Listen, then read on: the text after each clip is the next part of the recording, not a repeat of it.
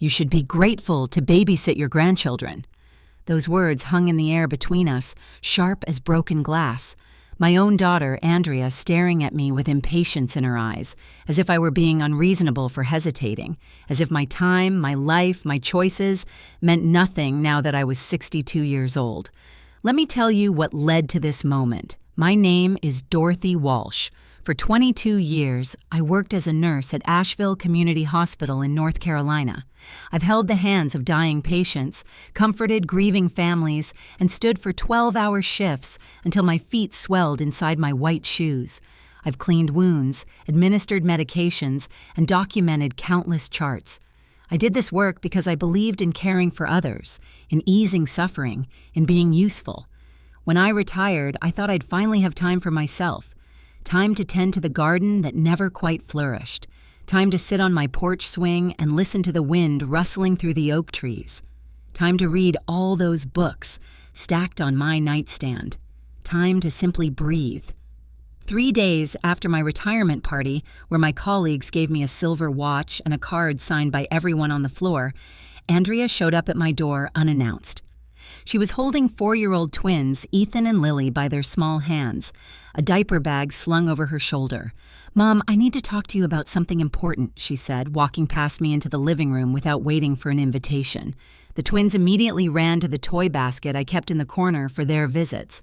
I made coffee while Andrea sat at my kitchen table, scrolling through her phone. When I set a mug in front of her, she finally looked up. "I'm going back to work full-time next week," she announced. "I need you to watch the kids." Not a question, a statement. "You'll need to adjust your schedule," she continued, stirring sugar into her coffee. "I'll drop them off at 7 in the morning and pick them up around 6, sometimes later if there's traffic."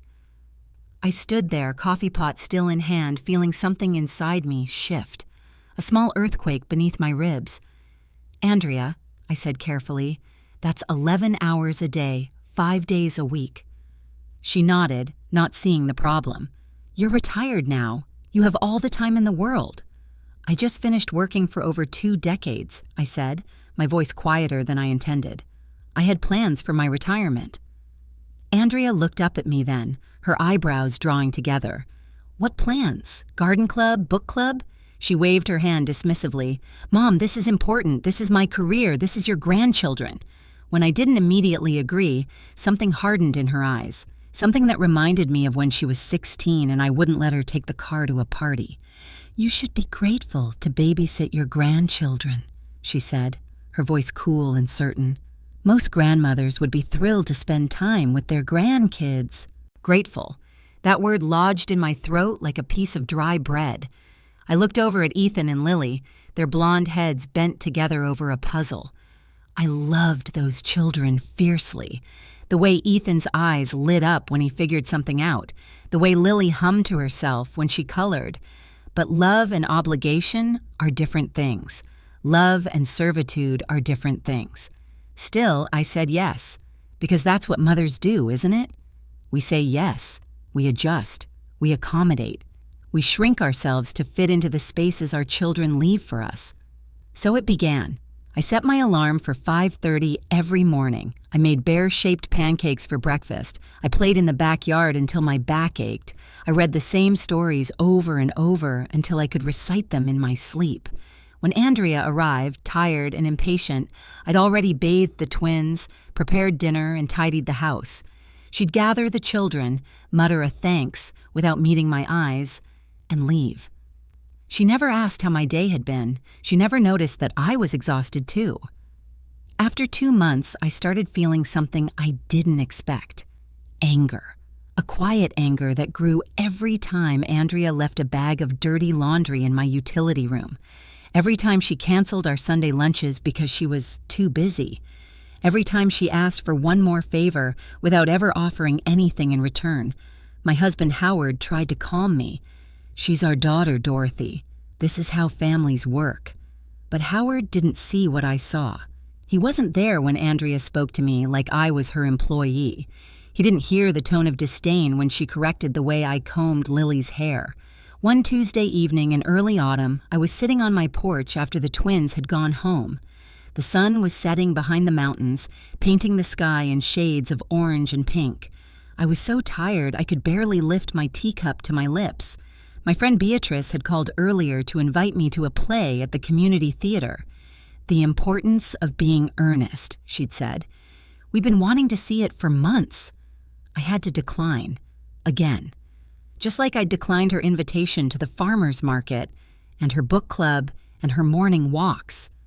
"I understand," she'd said, but I heard the resignation in her voice.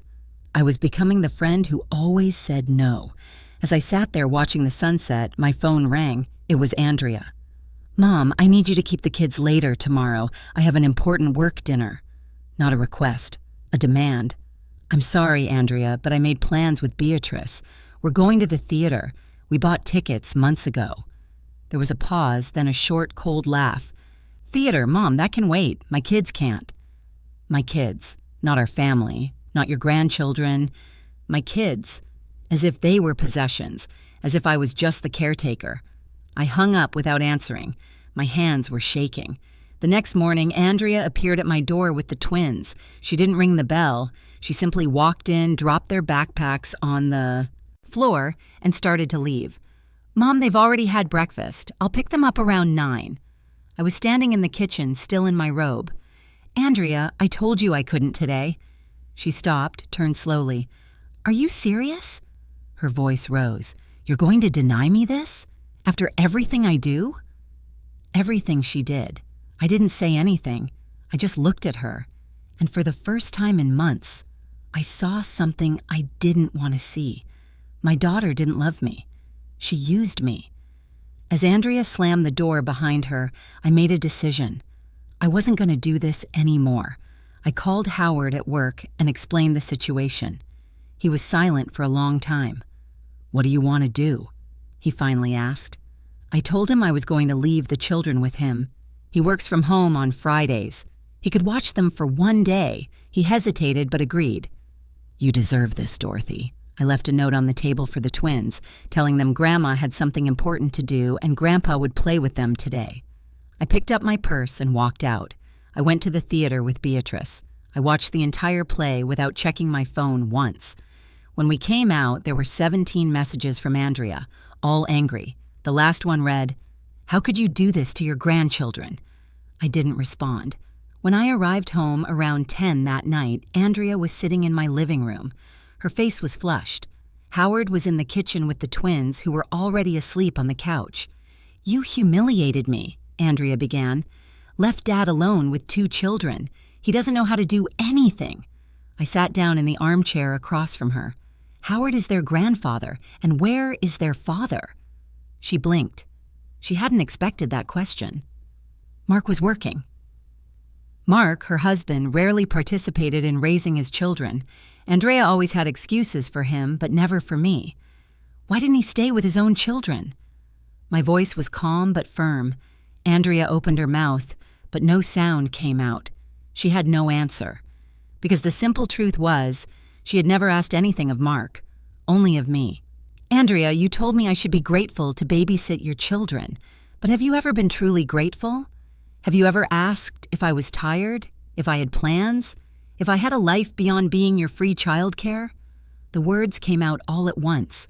22 years of nursing had taught me to store away pain, but that night, I stored nothing. Andrea started crying, not delicate tears, angry, frustrated sobs. "You're my mother. You're supposed to want to do this." And there it was, the truth she had never said aloud. She thought I owed her this, that being a mother meant always being available, always willing, always in the background. "I want to be with my grandchildren," I said, "but not like this. Not as an obligation, not as someone you use and then forget." Andrea left without saying anything more. Howard came to me and held my hand. "You did the right thing." In the days that followed, Andrea didn't call. No messages, nothing. I missed the twins. I missed their laughter in the backyard, but I didn't miss being invisible. 2 weeks later, I received a call from Mark. He asked if we could talk. We met at a coffee shop downtown. He was different, more serious. "Dorothy, I didn't know," he began. Andrea never told me how much you did. I thought she took the kids to daycare." I remained silent. He continued, "When you left that day, I realized. She called me in a panic. I had to leave work. I spent the day with the twins, and it was hard. Really hard." He lowered his eyes. "I never appreciated what you do, what she does, what any mother does." His words were honest, painful for him to admit, but honest. "Mark, it's not about doing or not doing. It's about respect. Andrea never respected me, and you never took your share." He nodded. "I know, and that's going to change." 3 days later, Andrea appeared at my door, alone. She was different. Puffy eyes, quiet voice. "Can I come in?" We sat on the porch. The wind was cold. The leaves were already starting to fall. "Mom, I'm sorry." Her voice trembled. "I thought you were obligated to help me. I thought that because you retired, your life had no purpose without me." Those words cut me, because they were true. Andrea really thought that, but I was wrong. She wiped away tears. "Mark showed me how much I asked of you, how much I never thanked you, and worse, how I treated you like you weren't important." She took a deep breath. "I don't want to be that person. I don't want my children to grow up thinking it's normal to use people, especially you." I held her hand. "Andrea, I love you, and I love the twins, but I also have a life, and that life matters." She nodded. "I know that now." 6 months have passed since that day. Andrea hired a babysitter 3 days a week.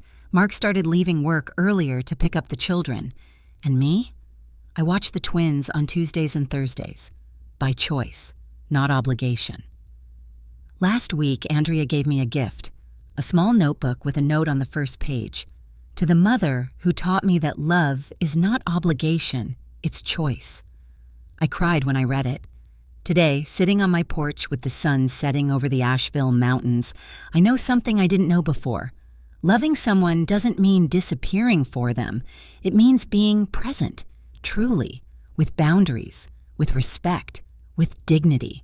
And when you teach that to your children, even when it hurts, you're giving them the greatest gift of all, truth. Have you ever had to draw a line with someone you love, even when it broke your heart to do it? The morning after Andrea's apology, I woke up feeling lighter than I had in months. The weight of resentment had lifted from my chest, replaced by something unfamiliar, hope. I made myself a cup of tea and sat at the kitchen table, watching the early light filter through the curtains. Howard was still asleep, his soft snores drifting down the hallway. For the first time in months, I didn't need to rush. No pancakes to flip, no lunches to pack, no small bodies to dress and soothe. Just the quiet company of my own thoughts. I opened my journal, a leather-bound book Howard had given me for my 60th birthday that had remained mostly empty. On the first page, I wrote, "Today is the first day of my real retirement." The phone rang at 9:30. It was Andrea. "Mom?" Her voice sounded different, hesitant. "I was wondering if you'd like to have lunch today. Just us." We met at a small cafe near the river. Andrea was already seated when I arrived, her hair pulled back in a ponytail, making her look younger than her 34 years. For a moment, I saw the little girl who used to bring me dandelions from the yard, her small hands stained yellow from the flowers. "Thank you for coming," she said as I sat down. We ordered sandwiches and iced tea. The conversation was awkward at first, filled with long pauses and weather observations. Then Andrea set down her glass and looked directly at me. "I've been thinking about what you said, about respect." She twisted her napkin in her hands. "The truth is, I never really saw you as a person separate from being my mother." I nodded, encouraging her to continue. "When I was growing up, you were always there, always available, always putting me first." Her voice caught. "I guess I thought that's just what mothers do, forever." "Part of that is true," I said carefully. "Mothers do sacrifice, but we don't stop existing as individuals." Andrea's eyes filled with tears. "I remember when I was 15 and you wanted to go back to school for your nursing degree. Dad supported you, but I was so angry. I thought you were abandoning me." I remembered that time well. The late nights studying after Andrea went to bed. The weekends spent in the library while Howard took her shopping or to the movies. The guilt I felt every time I missed one of her volleyball games for a class. "You weren't abandoning me," Andrea continued. "You were showing me that women can have dreams at any age, but I was too selfish to see it." I reached across the table and squeezed her hand. "We all grow up eventually. Some of us just take a little longer." She laughed through her tears. "I'm 34, Mom. I should have grown up a long time ago." After lunch, we walked along the river path. The October air was crisp, the trees a riot of red and gold. Andrea linked her arm through mine, something she hadn't done since she was a teenager. "Mark and I have been talking," she said. "We're restructuring our schedules. He's going to work from home 2 days a week, and I'm cutting back my hours." "Are you sure that's what you want?" She nodded. The promotion I was chasing, it would have meant even longer hours. More travel. Less time with the twins. She kicked at a pile of leaves. I realized I was doing exactly what I accused you of. Putting work before family. The difference is, you always made time for me. I just expected you to make time for my children. We stopped at a bench overlooking the water. A family of ducks paddled by, the mother in front, 4 ducklings following in a neat row. "I don't want the twins to think of me the way I thought of you," Andrea said quietly. I turned to her, surprised. "And how was that?" "As someone who existed solely to meet my needs." She looked away, ashamed. "It wasn't until I became a mother myself that I realized how much you gave up for me, and even then, I expected you to keep giving." We sat in silence for a while, watching the river flow. Finally, Andrea spoke again. "Would you still want to spend time with the twins? Not as a babysitter, as their grandmother." "I'd love that," I said, "but on my terms this time." She nodded. "Of course. You tell me when you're available, we'll work around your schedule." As we walked back to our cars, Andrea stopped suddenly. "Mom, what are your plans? For your retirement, I mean. What do you want to do?" It was such a simple question, but no one had asked me that before. Not even Howard, who assumed I'd be content with gardening and book club. "I'm not entirely sure yet," I admitted. "I want to travel. I've never seen the Grand Canyon or New York City." "You should go," Andrea said immediately. "You and Dad. The twins and I can manage without you for a while." The irony of her statement wasn't lost on either of us. We both laughed. "I also want to volunteer," I continued. "Not at the hospital. I've had enough of bedpans and medication rounds, but maybe at the literacy center downtown, teaching adults to read." Andrea smiled. "You'd be good at that. Patient, kind." As we reached my car, she hugged me tightly. "I'm sorry, Mom, for everything." "I know," I said, hugging her back. "Me too." The following Tuesday, I arrived at Andrea's house at 10 in the morning. The twins ran to the door when they heard my car, their faces pressed against the glass. Inside, the house was tidier than I'd ever seen it. Mark was at the dining table with his laptop, working from home as promised. "Dorothy," he stood up, closing his computer. "Thanks for coming. The kids have been asking about you all morning." Ethan tugged at my hand. "Grandma, I made you a picture." He dragged me to the refrigerator where a crayon drawing of what appeared to be a woman with gray hair was displayed prominently. "That's you," he explained seriously. "In your garden." Lily wasn't as quick to warm up. She stood back, watching me cautiously. I didn't push. Instead, I sat on the floor and began unpacking the bag I'd brought. A new puzzle, some modeling clay, and a picture book about a grandmother owl and her grandchildren. Eventually, Lily crept closer. By the time I opened the book, she was in my lap, her small head tucked under my chin. Andrea came in from the kitchen, wiping her hands on a towel. "Mom, you don't have to sit on the floor. That can't be comfortable for your back." "I'm fine," I assured her, "but thank you for caring." She smiled, a genuine smile that reached her eyes. "I made lunch. Nothing fancy, just sandwiches and soup. I thought we could all eat together before you take the twins to the park." "That sounds lovely." After lunch, Mark helped clear the table. something I'd rarely seen him do before. As Andrea handed me the twins' jackets, she said, "They need to be back by 3 for their nap, but take your time. And Mom, if they're too much, or if your back starts hurting, just bring them home, no questions asked." I nodded, appreciating this new consideration. At the park, I sat on a bench while Ethan and Lily played on the swings. The autumn sun was warm on my face, the air filled with the sound of children's laughter. An older woman sat down beside me, her gray hair cut in a stylish bob. "Which ones are yours?" she asked, nodding toward the playground. "The twins on the swings," I said. "My grandchildren." "Ah," she smiled. "I have 3 grandchildren myself. Do you watch them often?" "Tuesdays and Thursdays," I replied. "By choice." She nodded knowingly. "That's the key, isn't it? Choice." She extended her hand. "I'm Margaret, by the way. My daughter tried to turn me into a full-time nanny when she went back to work. I had to set some boundaries." We chatted for almost an hour. Margaret was a retired high school teacher who now led tours at the art museum downtown. She invited me to join her book club, which met on Wednesday evenings. "We're reading The Dutch House next month," she said, "and we always have wine. Lots of wine." I laughed. "That sounds perfect." As I walked the twins home, Ethan on one side and Lily on the other, their small hands in mine, I felt a contentment I hadn't experienced in months. This was how it should be, enjoying my grandchildren without resentment, loving them without obligation. When we reached Andrea's house, she was waiting on the porch. "Right on time," she said, coming down the steps to help with the children. "How was the park?" "Wonderful," I replied. "I met someone. A potential friend." Andrea looked surprised, then pleased.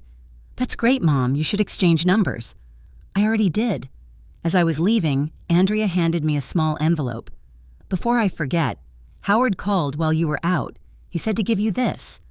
Inside was a printout of flight itineraries, 2 tickets to Arizona. Departure date, 3 weeks from now. "The Grand Canyon?" I whispered. Andrea nodded. "Dad called me last week, asked what I thought. I told him you'd been talking about it for years." She hugged me. "Go, see the world. The twins and I will be fine." Driving home, I felt tears prick my eyes. Not sad tears, happy ones. For the first time in decades, I was being seen, not just as a mother, not just as a grandmother, but as Dorothy, a woman with dreams and desires of her own. That evening, Howard and I sat on the porch swing, planning our trip. We'd fly to Phoenix, rent a car, drive to the Grand Canyon, maybe continue on to Sedona. We'd stay in small hotels, eat at local restaurants, take our time. "I've always wanted to see the sunrise over the canyon," Howard said, his arm around my shoulders. "They say it's like nothing else on earth." I leaned my head against him. "Thank you for this." He kissed the top of my head. "You deserve it, Dorothy. You deserve everything." The next morning, I called Beatrice and told her about the trip. She was thrilled for me. "It's about time you did something for yourself," she said. "And when you get back, the garden club meets on Mondays. We could use someone with your eye for color." I also called Margaret from the park and accepted her invitation to the book club. "Wonderful," she exclaimed, "and bring your own book recommendations. We're always looking for new perspectives." My calendar, which had been filled with babysitting duties, began to fill with different appointments. Book club on Wednesdays, garden club on Mondays, coffee with Beatrice on Friday mornings, a volunteer orientation at the Literacy Center the following month. When Andrea called to ask if I could watch the twins the following Monday, I had to decline. "I have garden club," I explained, waiting for the guilt trip that had always followed my refusals in the past. Instead, Andrea said, "No problem. We'll figure something out. Enjoy your club, Mom." The 3 weeks before our trip passed quickly. I spent my designated days with the twins, treasuring our time together even more now that it was limited. I attended my first book club meeting with Margaret and 7 other women, all over 60, all vibrant and opinionated and alive. I started volunteering at the Literacy Center just 2 hours a week, helping a young mother from El Salvador learn to read English so she could help her children with homework. The night before Howard and I were to leave for Arizona, Andrea and Mark brought the twins over for dinner. Andrea had cooked. a lasagna that was slightly overdone but made with love. After we ate, she shooed me out of the kitchen when I tried to help with dishes. "You're leaving tomorrow. Go sit down. Mark and I have this." The twins presented me with hand-drawn cards for my trip. Ethan's featured what appeared to be an airplane flying into a mountain, which was slightly concerning until he explained it was the plane landing near the Grand Canyon. Lily's was covered in hearts and stick figures. "That's you," she said, pointing to the tallest figure. "And that's Grandpa. And that's me and Ethan waiting for you to come home."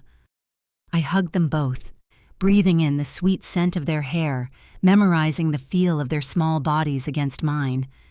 As they were leaving, Andrea hung back. "Mom, I wanted to give you something for your trip." She handed me a small package wrapped in tissue paper. Inside was a journal, similar to the one Howard had given me, but smaller, perfect for traveling. On the first page, Andrea had written, "For all the adventures you've waited a lifetime to have. Love, Andrea." I hugged her, too overwhelmed to speak. "Have an amazing time, Mom," she whispered. "Take lots of pictures, but mostly just enjoy every moment. You've earned it." As Howard and I flew west the next day, watching the landscape change from green mountains to desert plains, I opened my new journal. On the first page, beneath Andrea's inscription, I wrote, "The best gift we can give our children is to show them how to live a full life, not just for others, but for ourselves as well." The Grand Canyon was everything I'd hoped for and more. Standing at the rim on our first morning, watching the sun rise over that vast expanse of red rock and shadow, I felt small and large at the same time. Small in the face of such ancient beauty, large in the knowledge that I was finally living the life I'd chosen. Howard took a photo of me standing there, arms outstretched, face tilted toward the sun. Later, when I saw it, I barely recognized myself, not because I looked different physically, but because of the joy radiating from my face, the freedom. We spent a week exploring, hiking short trails that my knees could handle, taking a helicopter ride over the canyon, sitting on our hotel balcony in the evenings with glasses of wine, talking about everything and nothing. Howard and I reconnected in a way we hadn't in years, not as parents or grandparents, but as partners, as friends. When we returned home, tanned and tired but happy, our house felt different, cleaner. Andrea had come by to dust and vacuum, leaving fresh flowers on the kitchen table and a casserole in the refrigerator. On the counter was a note. "Welcome home. Dinner's taken care of. Rest. You're probably exhausted. Love, Andrea." I sat at the kitchen table holding the note, remembering all the times I'd done the same for her. The difference was, she'd never thanked me. She'd expected it. Now, the simple act of consideration brought tears to my eyes.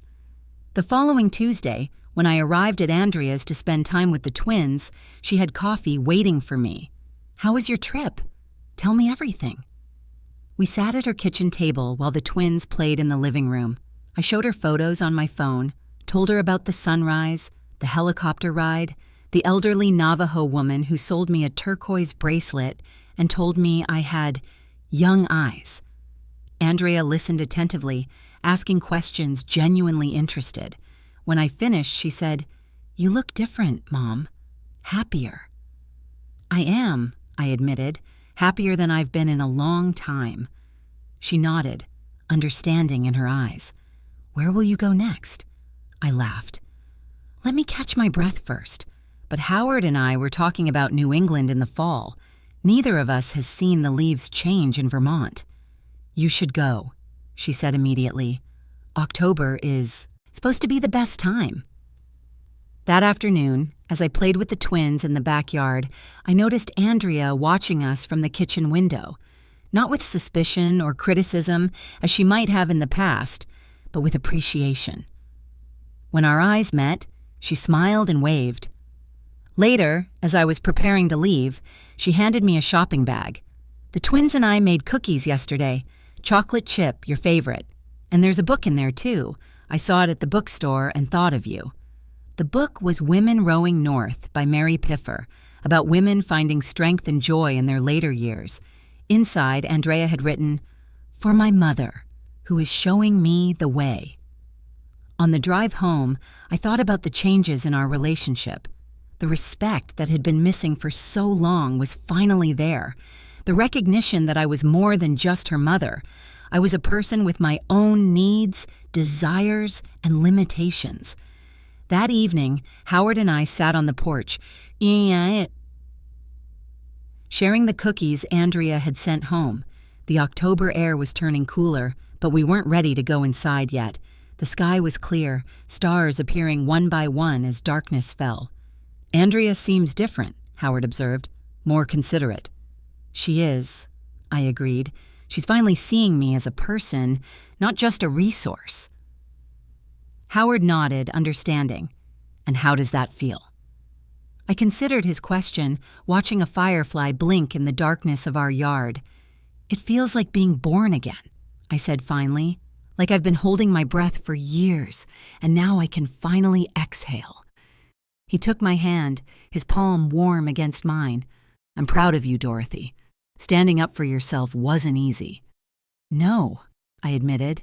"It wasn't, but it was necessary." As autumn deepened into winter, Andrea and I settled into a new rhythm. I spent Tuesdays and Thursdays with the twins, treasuring our time together even more now that it was my choice. On Mondays, I attended garden club. On Wednesdays, book club. On Fridays, I volunteered at the Literacy Center, now working with 3 students instead of 1. Howard and I planned our trip to Vermont for the following October. We also added a spring visit to Washington, D.C. to see the cherry blossoms. Our calendar filled with plans and possibilities, each one a testament to this new chapter in our lives. Christmas that year was different too. Instead of hosting at our house, as I always had, exhausting myself with cooking and cleaning, we accepted Andrea and Mark's invitation to spend the holiday at their home. I brought dessert and a bottle of wine, but otherwise, I was a guest. Andrea cooked the turkey. Mark set the table. They had even put up a small Christmas tree in the guest room where Howard and I would sleep. After dinner, as we sat in their living room watching the twins play with their new toys, Andrea handed me a small box. "One more gift," she said, "from all of us." Inside was a silver charm bracelet. Each charm represented something important in my life. A book, a garden trowel, a nurse's cap, a porch swing, and 2 small figures holding hands. "The twins helped pick them out," Andrea explained, "and we left room for more, for all your future adventures." I fastened the bracelet around my wrist, the charms tinkling softly. "It's perfect," I said, my voice thick with emotion. Later that night, as Howard and I settled into the guest room bed, I held up my wrist, watching the charms catch the moonlight from the window. "You know what this means, don't you?" I said. Howard raised an eyebrow. "What's that?" "It means she sees me. All of me, not just the parts that serve her." He smiled, understanding. "That's quite a Christmas miracle." "Yes," I agreed, settling against his shoulder. "It is." As winter melted into spring, I continued to build my new life. I joined a walking group that met at the park 3 mornings a week. I took a watercolor class at the community center. I had lunch with Beatrice and Margaret and other new friends. I spent precious time with my grandchildren, watching them grow and change, knowing I was now a presence in their lives by choice, not obligation. Andrea and I grew closer too, in a healthier way. She called me for advice sometimes, but also just to chat. She remembered my appointments and asked about my friends. She respected my time and my boundaries. And when she did need help, she asked properly, with gratitude and consideration. One warm evening in May, almost a year after our confrontation, Andrea called and asked if she could stop by. When she arrived, she was alone, carrying a bottle of wine and 2 glasses. "Mark has the twins," she explained as I led her to the porch. "I thought we could have some mom-daughter time." We sat on the porch swing, sipping wine, watching the fireflies emerge in the gathering dusk. For a while, we just sat in comfortable silence. "Mom," Andrea said finally, "I've been thinking about something you said last year. About loving someone doesn't mean disappearing for them." I nodded, remembering. "I've been trying to apply that to my own life," she continued, "with Mark, with the twins." She swirled the wine in her glass. It's hard sometimes. There's so much pressure to be everything to everyone. I know, I said softly. Believe me, I know. She looked at me, her eyes reflecting the last light of day. How did you do it? Raise me, work full-time, take care of the house, take care of Dad, and still stay. You? I laughed softly. I didn't always succeed. There were many times I lost myself completely. I took a sip of wine. But I had moments, small, precious moments, when I remembered who I was beneath all those roles, and those moments saved me. Andrea nodded, understanding. I'm trying to find those moments now, before it's too late. It's never too late, I assured her. Look at me. I'm 63 years old, and I'm just now learning to put myself first sometimes. She smiled. And you're thriving. We finished our wine as darkness fell completely, the only light coming from the porch lamp and the distant stars. As Andrea prepared to leave, she hugged me tightly. Thank you, she whispered. For what? For teaching me the hardest lesson of all, that loving someone means seeing them fully, not just the parts that serve us. After she left, I sat alone on the porch for a long time, thinking about the journey of the past year, the pain and anger that had led to confrontation, the difficult conversations that had led to understanding, the boundaries that had led, surprisingly, to deeper connection. I thought about the woman I had been a year ago, exhausted, resentful, invisible even to herself. And I thought about the woman I was becoming, engaged, respected, seen. The difference wasn't in my circumstances. I was still a mother, still a grandmother, still a wife. The difference was in my choices, in my voice, in my willingness to stand in my truth, even when it hurt. As I finally went inside, closing the door on the night, I felt a deep sense of peace, the kind that comes not from avoiding conflict, but from moving through it with courage and integrity. I had taught my daughter an important lesson, but more importantly, I had taught myself. Do you ever find yourself disappearing into the roles others expect of you, forgetting the person you are beneath them all? The following autumn, Howard and I made our trip to Vermont. We rented a small cabin near Stowe, surrounded by maple trees ablaze with color, crimson, gold, orange, and every shade between. Each morning, we woke to mist rising from the valley below, the mountains emerging like islands in a white sea. We hiked gentle trails, ate in local restaurants, visited small towns with white church steeples and town squares. At a craft fair in Burlington, I bought hand-knitted sweaters for the twins and a maple wood cutting board for Andrea and Mark. Howard found a local bookstore and spent hours browsing while I sketched the lake, practicing what I'd learned in my watercolor class. One evening, as we sat on the cabin's porch, watching the sunset paint the mountains gold, Howard took my hand. You know what I've been thinking? What's that? I asked, sipping hot cider. We should do more of this. Not just 1 or 2 trips a year, more regular adventures. I looked at him, surprised. Howard had always been a homebody, content with his woodworking shop in the garage and his vegetable garden out back. What did you have in mind? I asked. He smiled, a hint of mischief in his eyes. I was thinking, maybe we should get one of those small RVs. Not the huge ones that are like driving a house. Just something comfortable for the 2 of us. We could take weekend trips, explore the Blue Ridge Parkway, drive down to Florida in the winter. I stared at him, wondering who this man was and what he'd done with my predictable husband of 40 years. Howard Walsh, I said. Finally, are you suggesting we become nomads in our 60s? He laughed. Semi-nomads. We'd still have our home, but we'd have freedom too. As the idea sank in, I felt a flutter of excitement. Freedom, adventure, new horizons, wasn't that what I'd been seeking all along? Let's do it, I said, surprising myself with my enthusiasm. Howard's face lit up. Really? You're on board? Absolutely, but I have one condition. Name it. We get a good mattress. My back can't handle those thin RV cushions. He laughed, pulling me close. Deal. When we returned from Vermont, we began researching RVs. We visited dealerships, talked to other retirees who had taken the plunge, and eventually settled on a 23-foot Class B motorhome. Essentially, a van converted into a small living space with a bed, kitchenette, bathroom, and sitting area. It was perfect for weekend getaways and longer trips, without being overwhelming to drive or maintain. We planned to make the purchase in the spring after saving through the winter. In the meantime, we continued building our new life. I added a Tai Chi class to my weekly schedule, finding that it helped with my balance and the arthritis that had begun to trouble my knees. Howard joined a woodworking club that met at the community center, where he learned new techniques and made friends with other craftsmen. The holidays approached, and with them, a new challenge. Andrea called in early December, her voice hesitant.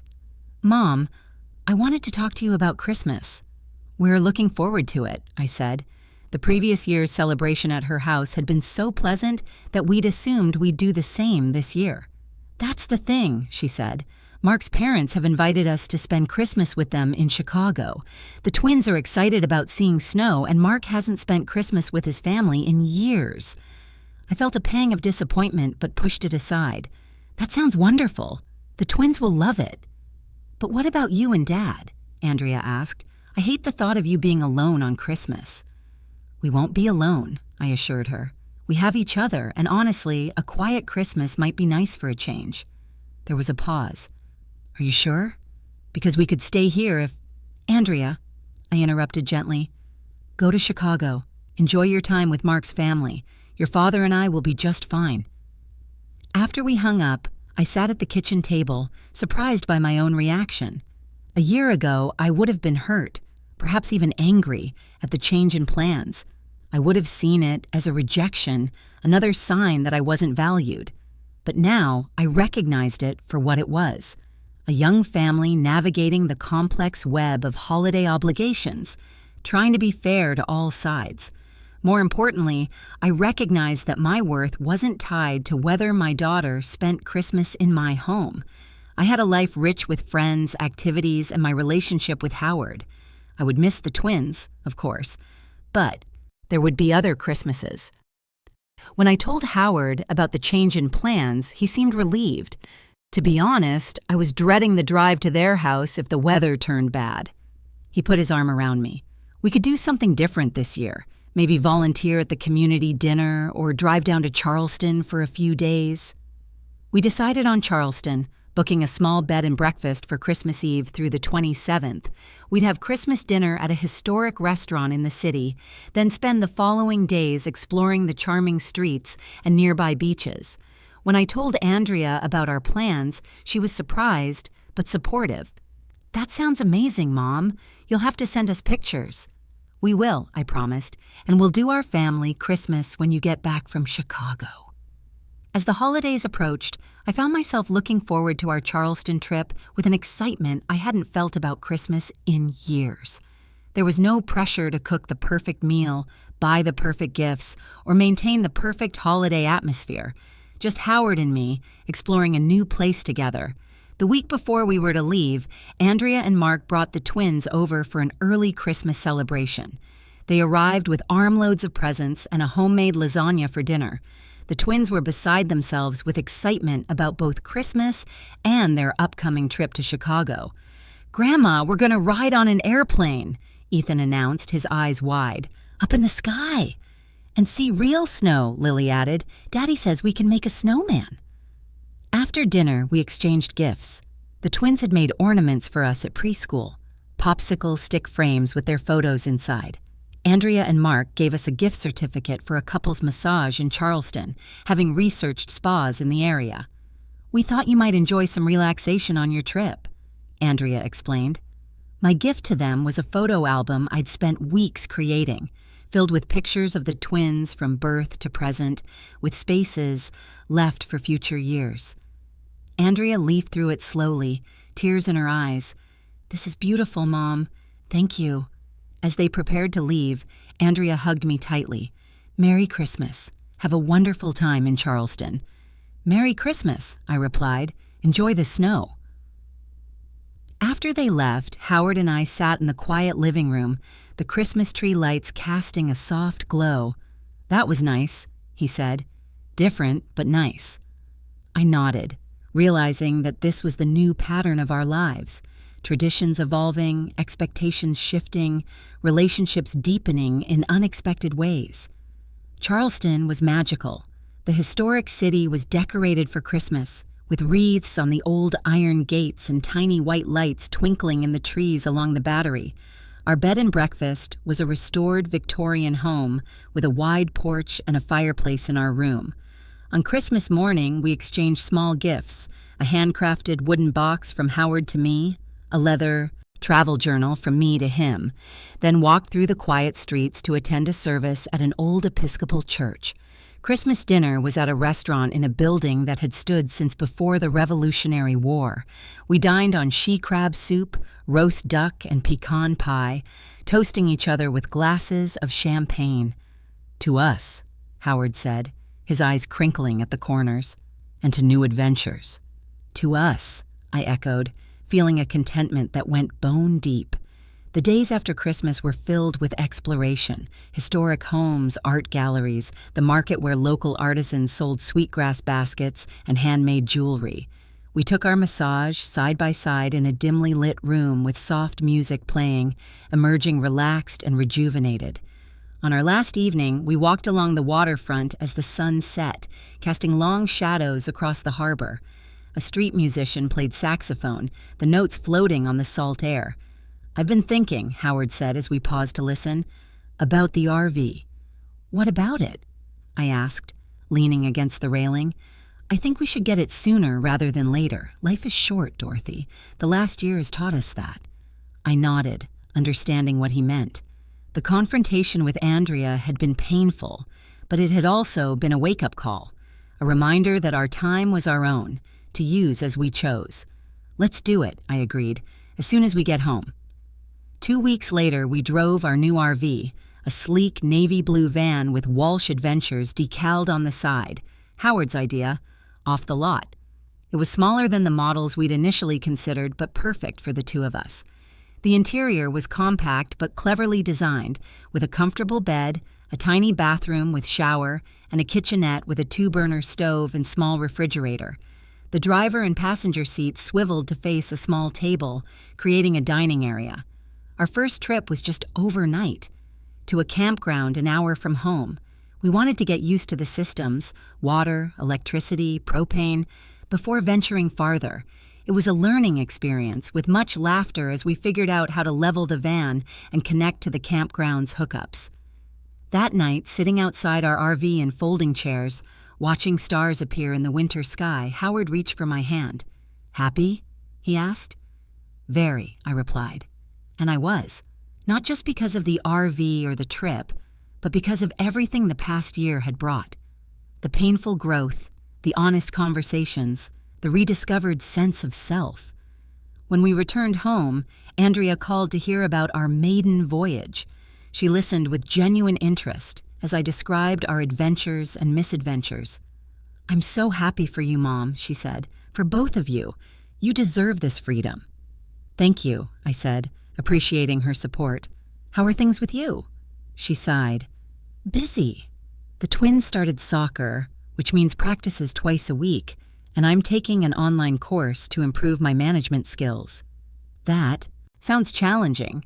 "It is," she admitted, "but Mark has been amazing. He's really stepped up with the twins, and we've found a wonderful after-school program 3 days a week."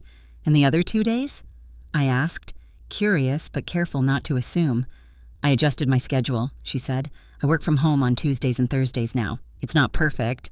Conference calls with 2 4-year-olds in the house can be interesting, but we're making it work." I noticed she didn't ask if I could help with childcare, not because she didn't value my assistance, but because she respected my new life enough not to assume I was available. "If you ever need backup," I offered, "for sick days or special circumstances, Howard and I are here. As long as we're not on the road, of course." "Thanks, Mom," she said, her voice warm. "That means a lot." Over the next few months, Howard and I settled into a new routine. Weekdays were filled with our local activities, my volunteer work, his woodworking, our shared classes, and social events. Weekends we increasingly spent in the RV, exploring state parks and small towns within a few hours' drive. By spring, we felt confident enough to plan longer trips, a week along the Blue Ridge Parkway, 10 days exploring the Outer Banks. We still saw the twins regularly, but now it was for Sunday dinners or special outings, a children's museum, a puppet show, a day at the lake. These visits were joyful, focused on quality time rather than childcare logistics. Andrea and Mark seemed more relaxed too, having found a balance that worked for their family without over-reliance on me. One Sunday in late spring, after a family barbecue in our backyard, Andrea helped me clean up the kitchen while Mark and Howard played with the twins outside. "Mom," Andrea said as she dried a serving platter, "I wanted to talk to you about something." "What's that?" I asked, rinsing glasses. She set down the towel, leaning against the counter. "I've been seeing a therapist for a few months now." I turned off the water, giving her my full attention. "Is everything okay?" She nodded. "Yes, but after everything that happened last year, I realized I had some issues to work through, about control, about expectations, about how I treat the people I love." I dried my hands, moved by her honesty. "That takes courage, Andrea." "My therapist and I have talked a lot about you," she continued, "about how I took you for granted, expected you to organize your life around mine." She took a deep breath. "She helped me see that I was recreating patterns from my childhood, expecting you to always be available, always put me first. But the difference is, as a child, I needed that. As an adult, I was just being selfish." I leaned against the counter beside her, our shoulders touching. "We all make mistakes, Andrea. The important thing is that we learn from them." "I am learning," she said quietly. "And one of the things I've learned is that I want a different relationship with Ethan and Lily as they grow up. I want them to see me as a whole person, not just their mother. I want them to respect my boundaries, my needs, my dreams, just as I should have respected yours." I put my arm around her shoulders. "You're a good mother, Andrea, better than you give yourself credit for." She leaned into me. "I had a good example, even when I was too blind to see it." That night, after everyone had gone home, I sat on the porch swing, thinking about Andrea's revelation, her willingness to examine her behavior, to seek help, to grow. It filled me with pride, and it confirmed what I had begun to suspect. Sometimes, the most loving thing we can do for our children is to disappoint them, to show them that our love has limits, that we are human, that we matter too. In standing up for myself, I had given Andrea a gift far more valuable than unlimited childcare. I had given her a mirror in which to see herself clearly and the opportunity to become a better person. As summer approached, Howard and I planned our most ambitious RV trip yet, a month-long journey to the national parks of the Southwest. We would visit the Grand Canyon again, but also Zion, Bryce, Arches, and Mesa Verde. We bought hiking boots, sun hats, and a high-quality camera to document our adventures. When we told Andrea about our plans, she immediately offered to check on our house while we were gone. "I'll water the plants, bring in the mail, make sure everything's okay," she said. "And I'd be happy to stock the refrigerator before you come home." "That would be wonderful," I said, touched by her thoughtfulness. "And Mom," she added, "I want you to really disconnect while you're away. Don't worry about us. Don't feel like you need to call or check in unless you want to. This is your time." The day before we left, Andrea and the twins came over with a surprise, a care package for our trip. It contained homemade trail mix, a road atlas with our route already marked, audiobooks for the long drives, and drawings from the twins. "So you don't forget us," Lily explained solemnly, pointing to her picture. "As if we could ever forget you," I said, hugging her close. As we prepared to leave the next morning, I felt a momentary pang of doubt. A month was a long time to be away. What if the twins needed me? What if Andrea needed me? But then I remembered something my friend Margaret had said at our last book club meeting. The greatest gift we can give our children is the example of a life well lived. I was living well now, making choices that honored my needs, my interests, my marriage, showing my daughter and grandchildren that a woman in her 60s could be vibrant, adventurous, engaged with life. That wasn't selfishness, it was wisdom. Howard started the engine and I climbed into the passenger seat, my heart light with anticipation. As we pulled away from the curb, I looked back at our house, the home where we had raised our daughter, where we had welcomed our grandchildren, where we had weathered storms and celebrated joys. It would be waiting for us when we returned, but for now, the open road called. Our southwest journey was everything we had hoped for and more. We watched the sunrise over the Grand Canyon, hiked among the hoodoos of Bryce, stood in awe beneath the towering arches of Utah. We stayed in RV parks, making friends with other travelers, sharing stories around campfires. We took hundreds of photos, filled journals with observations and reflections, collected small treasures, a piece of petrified wood, a perfect pine cone, a smooth river stone. In the evenings, we sometimes called Andrea and the twins, sharing our adventures, hearing about their summer activities. But more often, we simply sat outside our RV, watching the stars emerge in the vast desert sky, content in our companionable silence. One night, as we sat beneath the stars at Arches National Park, Howard took my hand. "Do you know what I've been thinking about?" "What's that?"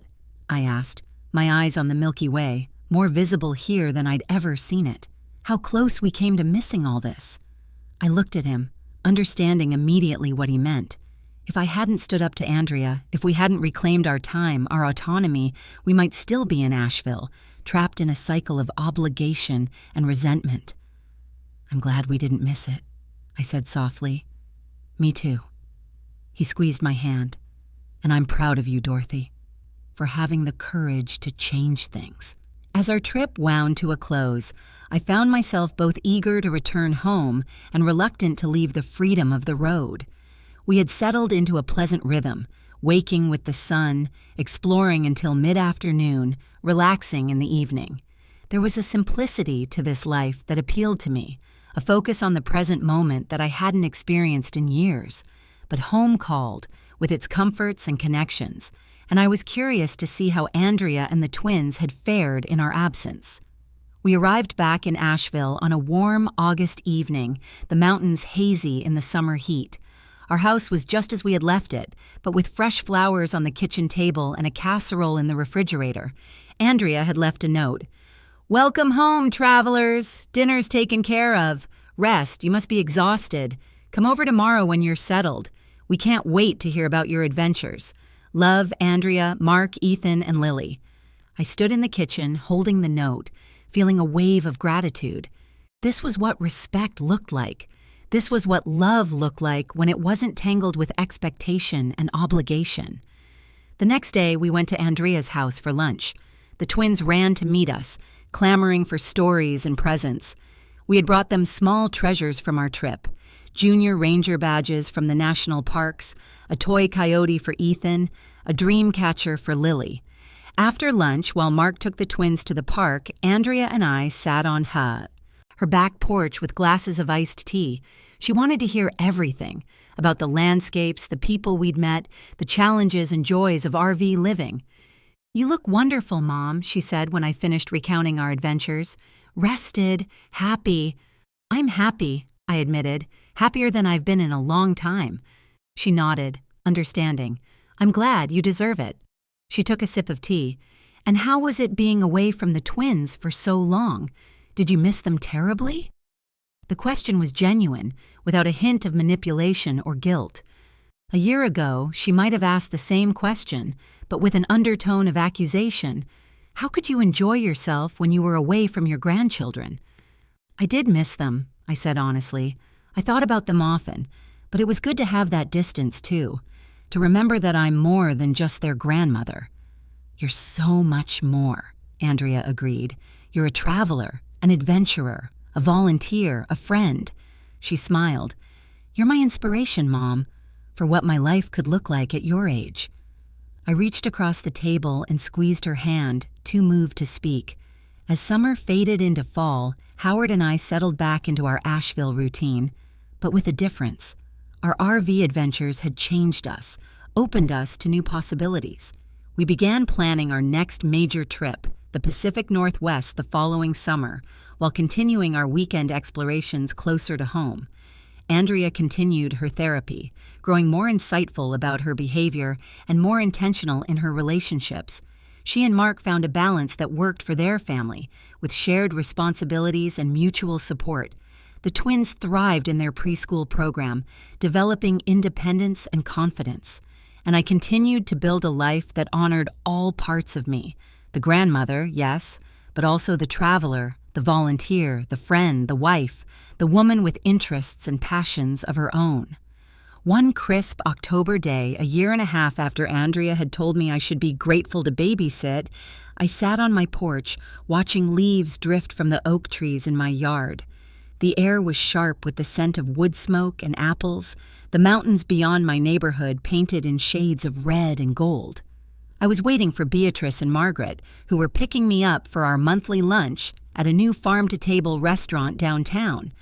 Tomorrow, Howard and I would take the RV to a state park for the weekend.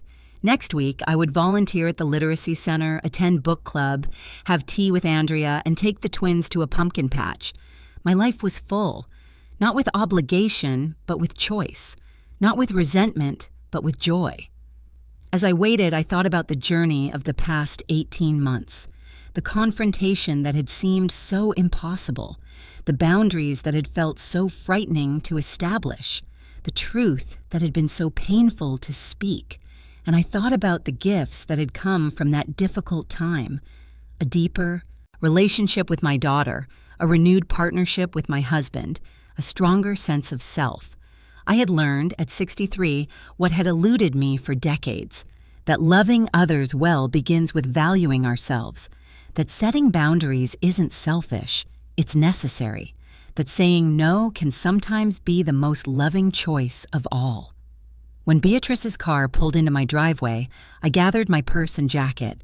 As I locked the front door behind me, I paused for a moment, my hand on the doorknob, overwhelmed with gratitude for this house, this life, this second chance to live authentically. "You okay?" Beatrice called from the car. "Yes," I said, smiling as I walked toward my friends. "I'm more than okay. I'm exactly where I'm meant to be." And I was. Not just a mother, not just a grandmother, but Dorothy Walsh, a woman who had finally learned that her life was her own to live. When we truly see ourselves as worthy of respect and care, we teach others how to treat us. It took me 62 years to learn this lesson, but it's never too late to stand in your truth. And when you do, you give others permission to find theirs as well. If this story touched your heart, please share it. Because sometimes, hearing another woman's journey is what helps us find the courage to begin our own.